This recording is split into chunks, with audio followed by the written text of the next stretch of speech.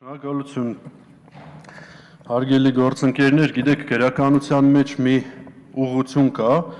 բանաստեղծական ժանրում կոչվում է ֆուտուրիզմ, երբ բովանդակությունը երկրորդական, երրորդական պլանի է մղվում, բանաստեղծական չափերը, հանգավորումները, հեղինակները չեն կարողանում պահպանել, ուստի ձևը ապահովում են, իսկ բովանդակությանը տալիս են երկրորդական նշանակություն, այդպիսի ուղղություն 1-1.5 դար առաջ ձևավորվեց մի պարզ նպատակով, որպեսզի մարդիկ, ովքեր չէին ձգում հանճարների մակարդակի ստեղծագործություններին, փորձեն նաև իրենցով հանդես գալ։ Հիմա ինձ մոտ սա առաջացնում է այս տպավորությունը, հատկապես երբ խոսվեց բովանդակության եւ ձևի համադրելիության, գծիկ անհամադրելիության մասին, այդուհանդերձ եթե խոսքը գնում է ձևի պահպանման մասին, ընդ որում մեզ հորդորում են, որպեսզի մենք ուշադրություն չդարձնենք այն մի ցուցանիշի վրա, որից խոսվեց բազմիցս, ընդ որում ես հիմա դրան անդրադարձ եմ կատարելու քաղաքական պրիզմայից, քաղաքական տեսանկյունից, որովհետև բոլոր տնտեսական հակափաստարկները ըստ էության ներկայացվեցին եւ հարցադրումների եւ կարծիքների տեսքով, ուրեմն մի ցուցանիշի վրա ըստ էության չէ որ շեշտադրում ենք անում։ Ես վստահ եմ հայաստանցիները առհասարակ մի ցուցանիշից չի որ ելնում են ընդհանուր առմամբ վիճակի առնչությամբ եւ պարտքերի, պետական պարտքերի մասով հատկապես։ Ցուցանիշները բազմաթիվ են։ Նախ եւ առաջ որ կյանքը երկրում գնալով վատանում է, որ տնտեսական աճի տեմպերը շատ մեղմ ասած տեսանելի չեն, որ չկա նյութական միջոցների, բարիքների արդար հավասար եւ արդար շրջանառություն, որ ներգրավող միջոցները գնում են չկրկնվեմ 100 անգամ արդեն ասածը, չկրկնեմ, գնում են շատ հստակ անձնական, խմբակային, կլանային շահերի սպասարկման ու անձնական կամ ընտանեկան բարեկեցություն եւ բարգավաճում ապահովելուն, այսինքն որ չկա հավատ պետական կառավարում իրականացնողների նկատմամբ եւ պարտք վերցնողների նկատմամբ, որ ապրում ենք մի հոգեբանությամբ, որը հարիր է, գիտեք, այսպիսի մարդիկ են լինում, որոնք փոխանակ ընտանիքում մի բարիք ստեղծեն, աշխատանքով զբաղվեն, որոնեն այդ աշխատանքը գոնե նպաստավոր պայմաններ ստեղծեն, կատարելագործվեն, զարգանան, ապրում են պարտք վերցնելով։ Երբ որ պարտքը սպառվում է, այդ գումարները, միջոցները վերջանում են, նորից են պարտք վերցնում, վստահությունը կորցնում են, էլի են փորձում պարտք վերցնել, արդեն ճողոպրելով, բառախաղով, գիտես, այս պարտքը արդեն ինձ չի պետք, ասենք տիկնոջս կամ չգիտեմ երեխայիս համար է պետք։ Հիմա սրան է նմանվում, ես հատուկ եմ այսպես հանրամատչելի եւ առօրյա խոսակցական ոճի հատկանիշներով խոսում, որպեսզի մեզ դիտող նաեւ մեր հայրենակիցները առանց խորը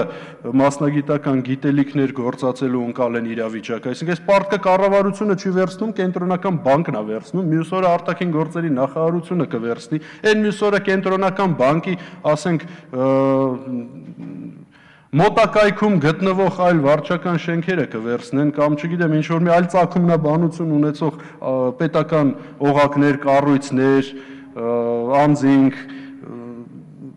փոխանակ երկրում իրական տնտեսության հատվածներ ոտքի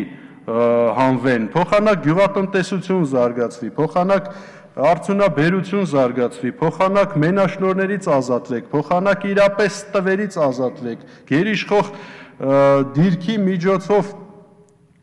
բիզնեսի նկատմամբ կործանարար ազդեցությունից ազատվեք, ներգրավում եք պարտքեր։ Իսկ գիտեք, այդ հոգեբանությամբ ապրողները սովորաբար այն տարածքին, այն միջավայրին, այն բնակավայրին, որտեղ գտնվում են, վերաբերում են ոչ թե որպես մշտական կացության վայր, այլ որպես ժամանակավոր ինչ-որ մի կացարան, որտեղից եւ որտեղ առաջացած խնդիրներից լավագույն լուծումը լինում է փախուստը ուղղակիորեն։ Հետո անընդհատ պարտքով ապրելու հոգեբանություն ունեցող մարդկանց նկատմամբ, գիտեք, վերջին հաշվով խիստ միջոցներ են ձեռնարկվում։ Սովորաբար այդպիսի մարդիկ ավարտում են իրենց կյանքը կարճ ժամանակահատվածում, քրեական հետևանքներով հանդերձ, սովորաբար նրանց մեղադրում են որոշակի մեքենայություններում։ Հիմա եթե մենք սա արտաբերենք պետական կառավարում տապալող իշխանությունների վրա, մենք գալու ենք հասնենք նրան, որ լավագույն տարբերակը պարտքերով ապրելու հախից գալու լինելու են գալիք ընտրությունները, որոնց արդյունքում հույս ունեմ, որ մեր բնակչությունը վերջապես կազատվի նրանցից, ովքեր այլ տարբերակ չեն տեսնում պետական գանձարան միջոցներ ապահովելու։ Հիմա դուք ասում եք, որ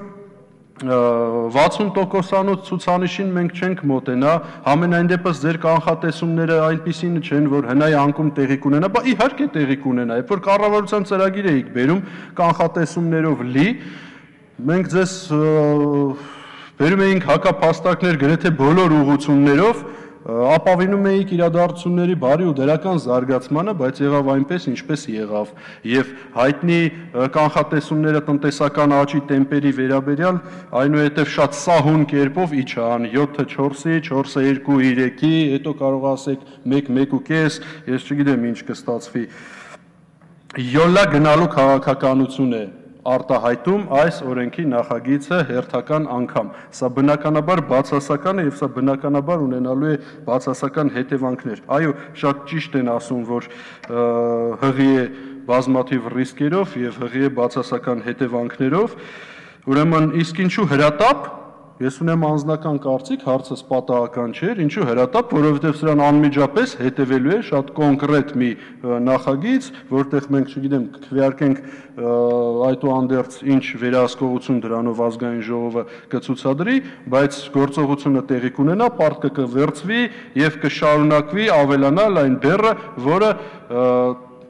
ես չգիտեմ հաջորդ սերունդների վրա կթողեք էլ, թե չէ, թե ում վրա կթողնեք, որովհետև եթե այսպես շարունակվի, հաջորդ սերունդներ Հայաստանի Հանրապետությունում վճարունակ ու պետական պարտք փակող մարող չեն լինելու։ Իսկ ինչին եք ապավինում, ինչպես եք մարելու այդ պարտքերը, ես չգիտեմ, մտածում եք դրա մասին, թե ոչ։